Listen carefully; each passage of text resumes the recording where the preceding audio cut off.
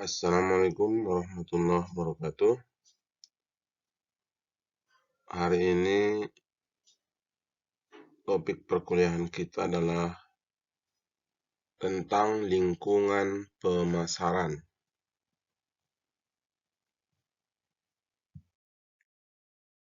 Sama seperti perusahaan lainnya, kegiatan pemasaran suatu bank harus memperhatikan lingkungan pemasaran yang akan dimasukinya. Kenapa? Karena lingkungan pemasaran ini akan sangat menentukan strategi yang akan dijalankan. Karena lingkungan pemasaran itu sangat memengaruhi sukses atau tidak suksesnya kegiatan pemasaran yang akan dijalankan nantinya. Maksudnya seperti ini. Setiap perusahaan, setiap orang, atau setiap apapun di dunia ini sebagian besar akan sangat dipengaruhi oleh keadaan lingkungannya. Manusia sejak kecil dari lahir sampai dia dewasa, maka lingkungannya itu akan sangat mempengaruhi sukses atau tidaknya kehidupan dia. Akan mempengaruhi bagaimana cara pandang dia, bagaimana wataknya, dan lain-lainnya. Begitu juga dengan bank sebagai sebuah perusahaan.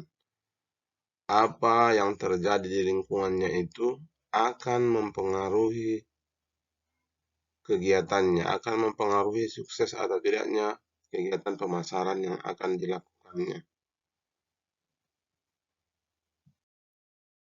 Secara umum, lingkungan pemasaran itu dibagi dua. Ada namanya lingkungan mikro, kecil, ya, dekat, masih bisa dikelola dan diatur. Kemudian ada lingkungan makro, lingkungan yang lebih luas, yang lebih jauh dari jangkauan bank atau perusahaan tersebut. Sehingga lingkungan makro ini sebenarnya lebih susah dikendalikan. Jadi lebih baik kita menyesuaikan diri dengan lingkungan makro. Kemudian, khusus untuk bank, karena bank itu adalah suatu bisnis yang cukup unik, kita bisa juga melihat lingkungannya itu dari sisi lain. Yang pertama ada namanya lingkungan sesama bank yang memiliki produk yang sama. Kemudian ada juga lingkungan dengan perusahaan yang memiliki kemiripan produk dengan bank. Jadi selain kita bagi dia menjadi lingkungan mikro dan makro, ada juga nanti lingkungan dengan produk yang sama dan lingkungan yang memiliki kemiripan produk dengan bank. Ya, untuk lebih jelasnya di slide berikutnya akan kita jelaskan ya. Analisa lingkungan pemasaran ini sangat penting dilakukan oleh sebuah bank dalam rangka merencanakan kegiatan pemasarannya di masa sekarang maupun di masa yang akan datang. Kenapa hal ini penting? Karena dengan diketahuinya keadaan lingkungan pemasaran, maka akan memudahkan bank tersebut dalam mencapai tujuan pemasarannya secara keseluruhan. Ya kan? Begitu. Kalau kita sudah tahu keadaan lingkungan, maka kita akan lebih mudah menyesuaikan diri kita dengan lingkungan itu. Sehingga nanti apa yang kita impikan, apa yang kita harapkan itu lebih mudah tercapai. Begitu jugalah dengan bank. Oke, sekarang kita akan menjelaskan tentang lingkungan mikro. Mikro itu artinya kecil atau dekat. Jadi lingkungan mikro itu adalah lingkungan atau kekuatan yang dekat dengan bank yang memengaruhi kemampuan bank tersebut dalam melayani nasabahnya. Ya, apa saja yang termasuk ke dalam lingkungan mikro tersebut? Yang pertama, manajemen bank itu sendiri. Artinya, bagaimana seorang pimpinan atau bagaimana seorang manajer bisa menyatu padukan berbagai elemen di dalam kantor bank itu untuk bisa selaras, sejalan dalam pencapaian tujuan perusahaan. Contohnya, di dalam bank tersebut ada direktur pemasaran, ada direktur keuangan, ada direktur SDM, ada direktur operasional. Maka ketika direktur pemasaran tidak sejalan dengan direktur keuangan, maka kegiatan bank bisa terganggu. Contoh, ketika direktur pemasaran berencana mau mengadakan promosi, kegiatan promosi yang memerlukan biaya karena untuk pencetakan brosur, pencetakan iklan, untuk memberikan hadiah kepada nasabah, untuk menyewa artis sebagai bintang iklan dan lain-lain, tentunya itu semua butuh dana, butuh uang. Nah, uangnya ya harus diminta kepada bagian keuangan. Kalau direktur keuangan tidak sejalan, menganggap itu sebagai kegiatan yang tidak perlu, tentunya dia tidak akan meng-ACC pencairan uang tersebut untuk kebutuhan promosi tadi. Ya tentunya kegiatan promosi tidak bisa dijalankan karena uangnya tidak dicairkan oleh direktur keuangan. Nah, inilah artinya nggak sejalan, nggak sepaham orang itu. Nah, ini perlu antara bagian-bagian di bank tersebut perlu disepahamkan, disatu padukan supaya mereka sejalan, ya, menjalankan fungsi masing-masing untuk mencapai tujuan bersama ini. Gitu ya. Yang kedua, pemasok. Pemasok ini adalah perusahaan yang menyediakan sumber daya yang dibutuhkan oleh sebuah bank. Kita butuh listrik, tapi listriknya yang menghasilkannya PLN yang memasoknya. Kita butuh air, yang memasoknya PDAM. Kita butuh ATK, yang memasoknya perusahaan percetakan dan lain-lain. Bukan bank sendiri yang membuat itu. Ketika pemasok tidak lancar memasok apa yang kita butuhkan, tentunya akan terganggu kegiatan pemasaran itu, kegiatan pelayanan kepada nasabah itu. Maka bagus-baguslah bina hubungan baik dengan pemasok. Jangan Anda sepele dengan PLN. Ketika PLN itu tidak mau memasok listrik kepada Anda, mau gimana Anda? Nah, jangan lupa membina hubungan baik dengan PAM, PDAM. Ya sepele memang, ketika nanti pasokan air ke kantor Anda tidak lancar, bagaimana? Bisa dibayangkan kan? Jadi binalah hubungan baik dengan pemasok Anda, ya. Kemudian yang ketiga, perantara pemasaran. Nah, perantara pemasaran ini kalau di bank itulah yang kita kenal sekarang dengan agen, ya. BRI punya agen apa? Agen BRI, ada Briling, nah, ada agen Mandiri, ada agen BNI. Jadi perantara pemasaran ini adalah perusahaan yang membantu perusahaan dalam memasarkan produk dia. Ini pun berpengaruh terhadap kegiatan pemasaran. Ketika agen kita tersebut melanggar aturan yang telah disepakati atau merugikan nasabah, maka bank yang bersangkutan pun akan kena getahnya. Kita udah buat aturan setiap transfer itu dikenakan umpamanya biayanya Rp2.500. Datang agen kita, ditariknya uang dari nasabah atau dikutipnya uang dari nasabah ketika transfer itu 10.000 per transaksi.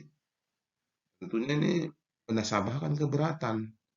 Oh, yang mahal lah transfer di BRI itu 10.000.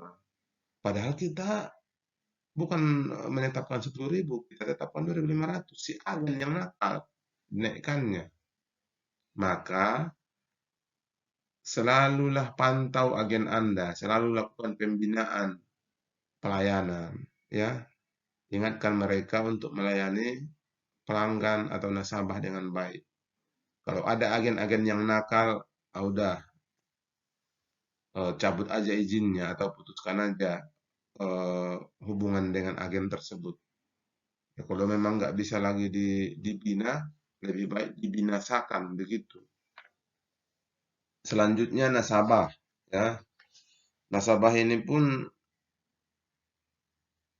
menjadi lingkungan mikro yang perlu diperhatikan. Kenapa? Nasabah ini selalu berubah seleranya. Ikuti, jangan lupakan, ya. Ikuti perkembangan selera mereka, sesuaikan produk Anda dengan keinginan mereka, supaya pemasaran Anda bisa sukses. Dan kenali tipe-tipe nasabah itu, ya, jenis-jenis nasabah itu, pelanggan itu, ya. Kemudian pesaing, ya. Pesaing ini menjadi lingkungan mikro yang perlu juga menjadi perhatian kita karena akan mempengaruhi kesuksesan pemasaran kita, ya. Pesaing merupakan lawan bank yang memproduksi atau menjual barang yang sejenis dengan bank tersebut di suatu wilayah tertentu, ya. Jadi bagaimana menghadapi pesaing ini? Ya. Kalau kita berbicara pesaing, cuma dua rasanya yang perlu kita lakukan ini. Kalau pesaing tersebut memang bisa kita lumpuhkan, gitu ya, bisa kita saingi. Kalau bahasa halusnya ya hajar terus, hajar terus. Kalau kasarnya gitu, hajar terus pesaing itu sampai si pesaing itu bertekuk lutut. Kan begitu. Tapi kalau memang Anda lihat pesaing Anda ini punya kekuatan yang lebih besar dari Anda dan tidak mungkin Anda kalahkan gitu, jangan pula hajar terus. Malahan Anda nanti yang apa? Yang hancur. Kalau pesaingnya udah terlalu kuat, jangan dilawan, lebih baik dikawani. Ya, lebih baik dikawani. Kerjasama aja dengan dia. Kalau memang tidak bisa dilawan. Kalau bisa dilawan, ya udah hajar aja. Itu. Kemudian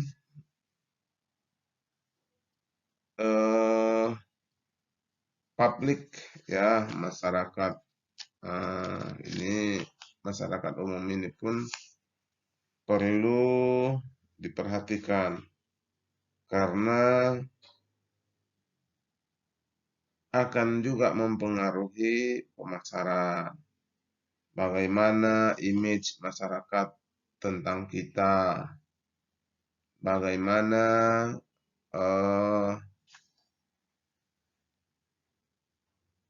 publik media menilai perusahaan kita.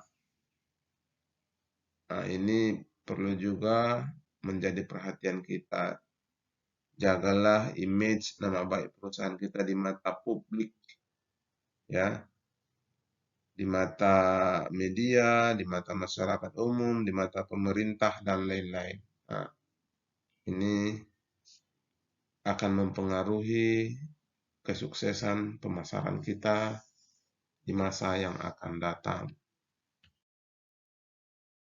Selanjutnya kita bicarakan lingkungan makro. Kalau tadi lingkungan mikro itu artinya masih dekat dengan bank, masih bisa dikelola dan atur gitu ya, apa namanya itu, dipengaruhi dan dikelolanya gitu ya. Tetapi kalau lingkungan makro ini lingkungan yang jauh ya, lebih luas, jauh dari jangkauan bank tersebut. Lingkungan makro merupakan kekuatan yang lebih luas dari lingkungan mikro dan juga memengaruhi pemasaran bank. Ya, lingkungan ini komponen-komponennya antara lain yang pertama lingkungan demografis, kependudukan artinya itu ya. Jadi komposisi kependudukan ini pun tidak bisa kita atur. Berbeda daerah bisa berbeda demografisnya, berbeda negara bisa berbeda demografisnya. Struktur atau piramida kependudukan di negara-negara maju itu jauh lebih berbeda dengan negara-negara berkembang seperti Indonesia. Kalau di Indonesia ini jumlah anak-anak jauh lebih banyak daripada jumlah orang tua atau lanjut usia. Nah, maka kalau di Indonesia ini lebih cocok dipasarkan itu produk untuk anak-anak banyak ya, susu anak-anak, permen, mainan gitu. Cocok di Indonesia karena memang anak-anaknya lebih banyak. Tapi kalau negara-negara maju ada pembatasan jumlah anak mungkin di sana itu dalam satu keluarga jumlah anaknya cuma 2 atau 3 orang, malahan cuma 1 orang gitu ya. Terus orang tuanya pun orang yang menjaga kesehatan karena kemampuan ekonominya jauh lebih baik sehingga kesehatannya pun bagus, umurnya pun bisa panjang-panjang. Sehingga jumlah anak-anak dan orang tua tersebut relatif agak berimbang kalau negara-negara maju. Sehingga di sana produk untuk lansia pun cocok dipasarkan. Nah, umpamanya pampers orang tua, susu untuk lanjut usia, kan begitu. Produk-produk orang tua lah bisa. Kalau Indonesia ini walaupun kita pasarkan punya produk seperti itu karena eh, jumlah orang tuanya sedikit, ya pangsa pasarnya pun tidak terlalu besar. Jadi bagaimana komposisi kependudukan itu akan mempengaruhi kegiatan pemasaran. Jadi kalau Indonesia ini karena anak-anak banyak, cocok juga ini kita buka nanti tabungan pelajar, tabungan anak-anak gitu ya. Oke, kemudian ada lingkungan ekonomis. Lingkungan ekonomis ini masuklah di sini faktor-faktor yang mempengaruhi daya beli dan pola pembelanjaan konsumen. Ya, bagaimana tingkat harga, bagaimana kenaikan harga BBM ini mempengaruhi daya beli dan lain-lain. Nah, ini perlu menjadi perhatian kita juga. Lingkungan yang akan mempengaruhi kegiatan pemasaran juga ini. Lingkungan ekonomis ini kan. Ketika daya beli masyarakat menurun, perekonomian di pasar akan lesu, pengusaha akan pendapatannya akan menurun sehingga mereka pun enggan menabung. Nah, mungkin pembiayaannya pun akan terganggu angsurannya karena pendapatan yang menurun dan lain-lain. Nah, ini perlu menjadi perhatian. Kemudian lingkungan teknologi, ya, sudah jelas. Teknologi itu sangat dinamis. Ikuti terus perkembangan teknologi. Jangan dilawan teknologi, ya. Kalau kita tidak mengikuti teknologi, maka perusahaan kita akan ditinggalkan orang. Ketika HP kalian itu udah jadul, artinya tidak lagi update dengan situasi terkini, tentunya kalian buang HP kalian itu atau kalian jual, kalian nggak pakai lagi, kan begitu kira-kira. Ketika sebuah bank pun jadul kali, maka akan ditinggalkan konsumen karena konsumen sekarang maunya serba praktis. Ya, kalau bisa cukup dengan menggerakkan jari jemarinya di layar HP-nya itu semua transaksi dan urusan perbankan selesai. Maka kalau bank tersebut masih menggunakan cara-cara manual, menarik harus datang ke kantor, tulis selip setoran, antri lagi, ini lagi, ditinggalkan orang nanti. Maka Anda harus punya alternatif teknologi bagi nasabah-nasabah yang aktif menggunakan teknologi, mereka punya pilihan, gitu ya. Oke, ini ikuti terus perkembangan teknologi, sesuaikan pelayanan Anda dengan perkembangan teknologi terkini. Lingkungan politik dan perundang-undangan. Oh, ini sudah jelas. Ketika bagaimana apa kondisi politik suatu negara dan undang-undang yang berlaku di suatu negara, maka mempengaruhi. Ketika DPR sana itu dan pemerintah sepakat menetapkan bahwasanya setiap karyawan yang bekerja di sebuah perusahaan wajib menjadi peserta asuransi BPJS Ketenagakerjaan dan BPJS Kesehatan, maka apa yang terjadi? Karyawan kita ya wajib kita ikutkan BPJS Ketenagakerjaan dan BPJS Kesehatan. Ya tentunya kita akan membayar premi bulanan kepada BPJS, yang mana itu nanti akan menambah biaya pengeluaran kita, biaya tenaga kerja kita. Ya kalau biaya makin tinggi, tentunya harga jual pun akan dinaikkan. Itu kalau perusahaan. Nah, kalau bank pun begitu, akan mengurangi pendapatan kalau makin tinggi biaya itu. Kan begitu. Ya, ujung-ujungnya nanti biaya yang kita kutip dari pelanggan pun akan kita naikkan, atau harga jual pun akan kita naikkan. Ya, ketika harga naik, ya mempengaruhi pemasaran. Kan begitu. Nah, jadi pahami kan? Ketika pemerintah menetapkan undang-undang dihapus tenaga kontrak, nah, maka tenaga kontrak yang di kantor kita wajib semua diangkat menjadi pegawai tetap. Kalau dia jadi pegawai tetap, wajib mempunyai apa tabungan pensiun dan lain-lain. Nah, ini akan menambah biaya tenaga kerja. Kalau menambah biaya, mempengaruhi harga jual.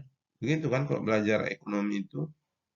Nah, kalau naik harga pisang, naik harga pisang, naik harga tepung, naik harga minyak goreng, tentunya si penjual goreng pisang tersebut dinaikkannya lah harga jual goreng pisangnya. Ketika harga goreng pisang naik, selera pelanggan pun atau minat pelanggan untuk beli pisang ya bisa menurun, begitu. Kemudian lingkungan budaya atau kultural, ya udah jelas akan mempengaruhi pemasaran.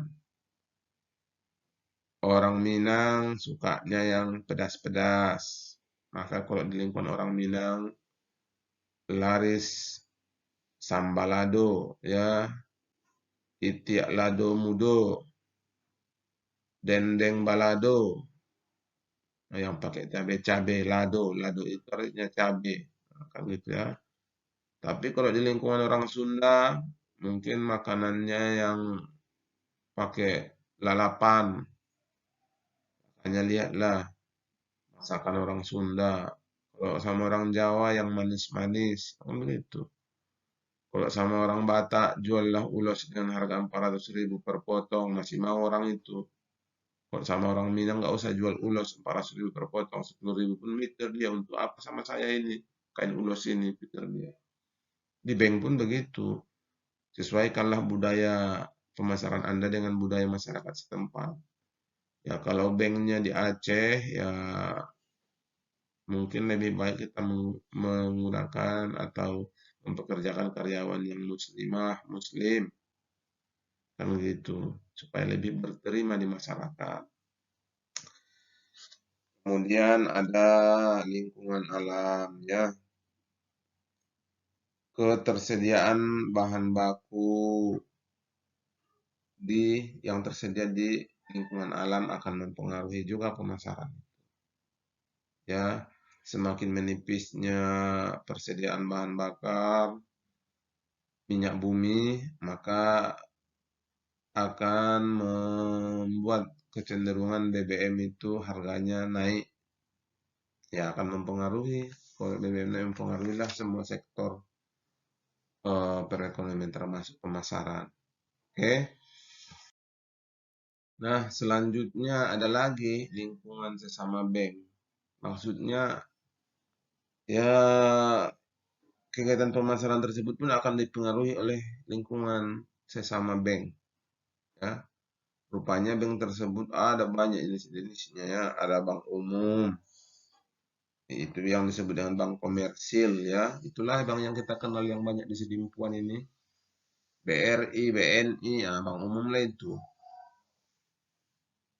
BSI. Nah, jadi bank umum itu dapat memberikan semua jasa-jasa perbankan ya. Jasa-jasa perbankan itu hampir dilayani semua.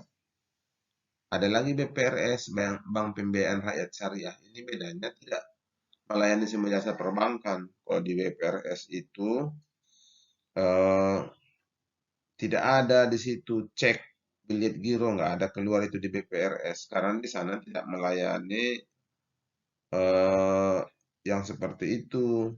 Artinya dia hanya sebatas menabung atau simpanan dan pembiayaan ya. Tidak dilayaninya di situ jasa giro dan clearing. Nah, wilayah operasionalnya pun terbatas pada BPRS ini. Jumlah pembiayaannya pun kecil-kecil ya. Kemudian ada lagi kalau kita lihat dari kepemilikannya ada bank pemerintah dan milik swasta. Bank pemerintah itu maksudnya atau contohnya itulah kalau kita yang ada di Indonesia ini ada Bank Rakyat Indonesia, Bank Negara Indonesia, Bank Tabungan Negara, Bank Mandiri, dan BSI. Hanya ini saja bank pemerintah ya. Di lain bank pemerintah daerah. Pemerintah provinsi punya bank sendiri-sendiri. Ada Bank Sumut di Sumatera Utara, ada Bank Nagari di Sumatera Barat, ada Bank Aceh di Aceh, ada Bank DKI di Jakarta dan lain-lain. Ya, nah, itu bank pemerintah daerah. Kemudian bank swasta, Bank Muamalat Indonesia itu swasta, Bank Danamon Syariah, Bank Mestika, Bank BCA, ya dan lain-lain. Kemudian ada bank asing ya, bank asing itu artinya bank luar negeri yang buka cabang di Indonesia. Ada juga itu ya, HSBC ya, mungkin. Kemudian ada bank devisa. Bank devisa itu artinya yang melaksanakan kegiatan yang berhubungan dengan mata uang asing, eh, melayani falas valuta asing.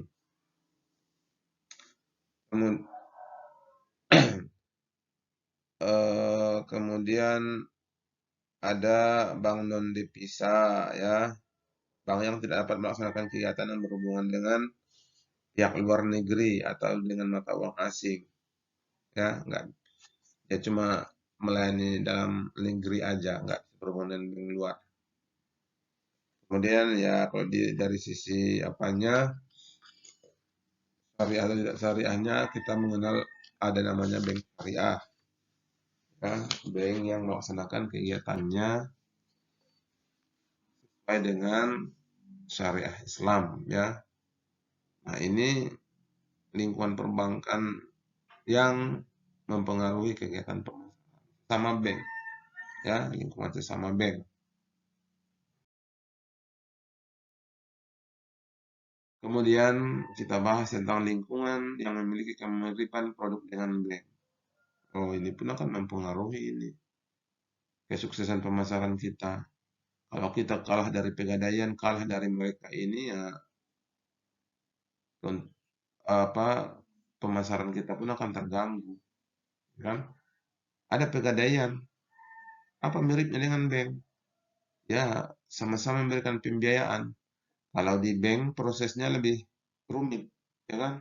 Ajukan permohonan, disurvei dulu agunan, baru diverifikasi data-data dan seterusnya, barulah pencairan. Prosesnya panjang. Kalau di Pegadaian butuh uang sekian juta, copot anting-antingmu, copot kalungmu, mana? Nah, ini uangmu. 5 menit cair, gampang. Kantor pos pun menjadi pesaing bank juga.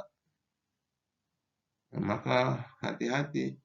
Kantor pos bisa nabung di sana, bisa pembiayaan di kantor pos, bisa. Terus kantor pos kok bisa pembiayaan? Dia punya kerjasama lagi dengan perusahaan asing untuk memberikan pembiayaan. Perusahaan, maksudnya perusahaan lain yang bekerja sama dengan kantor pos. Kalau kemarin saya lihat itu ada Koperasi Nasari, Nasari namanya, kerjasama dengan kantor pos, mereka memberikan pembiayaan di Sidimpuan ini ya.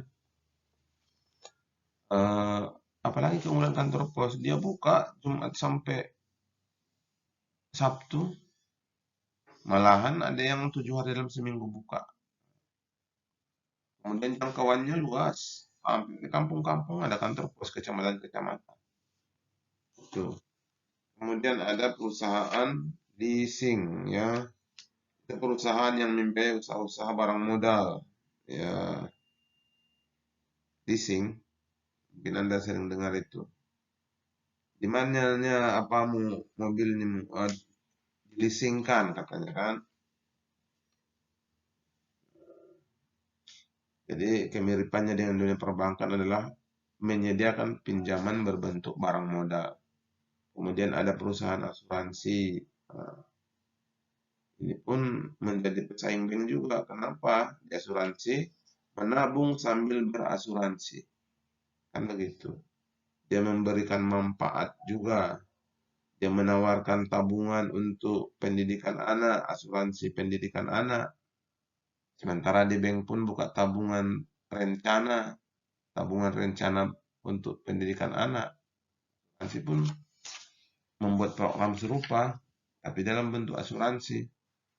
Kemudian ada money changer, penukaran uang.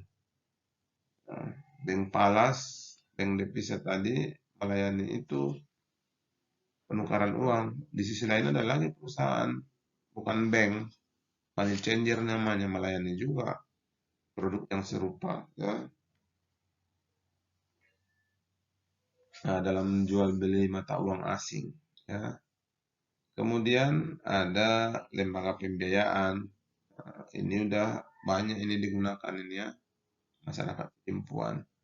Pengen punya kereta, pergi dia ke EPF, kredit sepeda motor, kan gitu. Atau ke MCF, kredit sepeda motor Yamaha.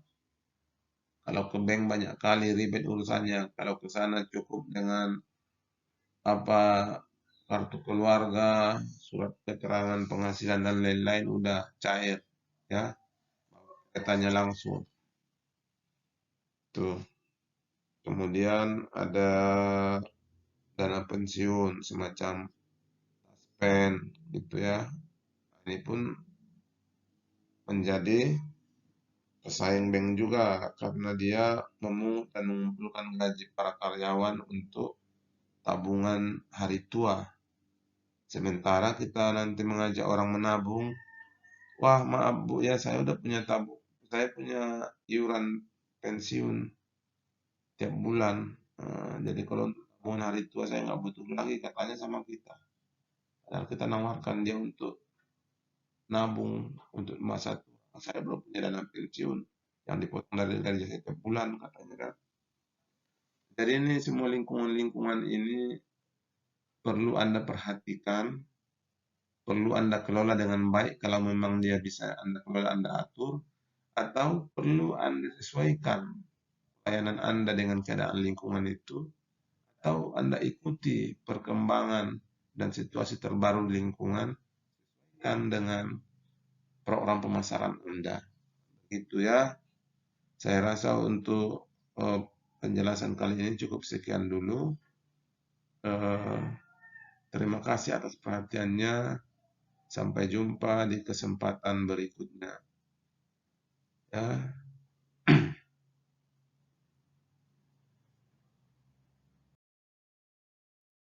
Terima kasih. Assalamualaikum warahmatullahi wabarakatuh.